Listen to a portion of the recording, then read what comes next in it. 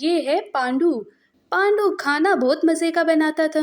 تو ایک دن پانڈو اور اس کے دونوں دوستوں نے سوچا کیوں نہ پیسے ملا کر کھیر بنائی جائے اور پھر اس مزیدار کھیر کے بیٹھ کے مزے لیے جائیں۔ پانڈو کے دوست چھوٹا ٹائیگر اور لومڑ بھی کھیر کے انتظار میں تھے۔ کھیر دیکھ کر لومڑ کے دل میں لالچ آ گیا اور بولا، دوستو، ہم ایک کھیل کھیلتے ہیں۔ صبح جس کا خواب سب سے اچھا ہوگا وہی ساری کھیر کھائے گا۔ پانڈو اور چھوٹا ٹائیگر بھی لومڑ کی بات مان گئے۔ اب خواب دیکھنے کے لیے سونا ضروری تھا تو تینوں اپنے اپنے بستر پر جا کر سو گئے۔ لومڑ تو پہلے دن سے ہی چال باز اور بڑا چالاک تھا۔ اس کے لیے دوسروں کو ایک جھوٹا خواب سنانا کوئی بڑی بات نہیں تھی۔ پر اتنے میں کیا ہوا، چھوٹے ٹائیگر کی آنکھ کھل گئی۔ اس نے بڑی کوشش کی پر اس کو نیند ہی نہیں آئی۔ اب میں کیا کروں؟ نیند نہیں آئے گی تو خواب کیسے آئے گا؟ ایسا کرتا ہوں، تھوڑی سی کھیر کھا لیتا ہوں، ہو سکتا ہے کہ اچھی نیند آ جائے گی۔ چھوٹے ٹائیگر نے کھیر کھائی تو بہت مزے کی لگی اور ساری کھیر کھا گیا۔ کھیر کھانے کے بعد چھوٹے ٹائیگر کو بہت اچھی نیند آئی۔ اٹھ جاؤ دوستو، اپنا اپنا خواب سناؤ تاکہ جیتنے والا کھیر کھا سکے۔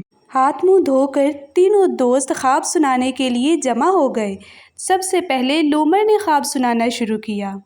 میں نے تو آج بہت ہی اچھا خواب دیکھا۔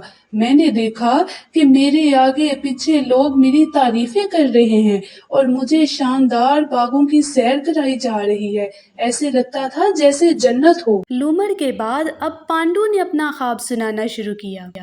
لومڑ دوست، تم نے تو صرف باغوں کی سیر کی ہے، مجھے تو لوگ اپنے کندھوں پر اٹھا کر ساری سلطنت کا راجا بلا رہے تھے اور میں غریبوں کی مدد کر رہا تھا۔ سب لوگ مجھ سے بہت خوش تھے۔ پانڈو کے بعد اب باری تھی چھوٹے ٹائیگر کی۔ تو چھوٹا ٹائیگر بولا، دوستو، میرے ساتھ تو بہت ہی برا ہوا۔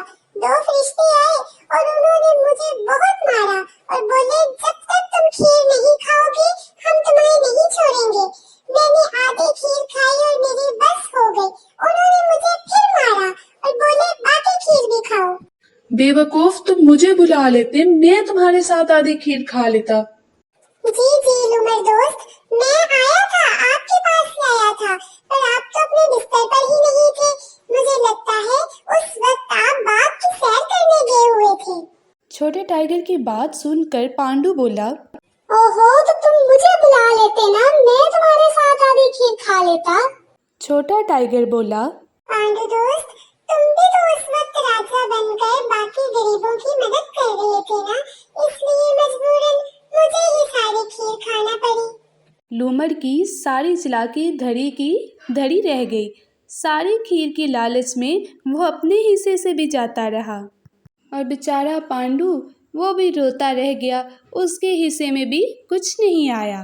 چھوٹا ٹائیگر عقل مندی سے ساری کھیر کھا گیا۔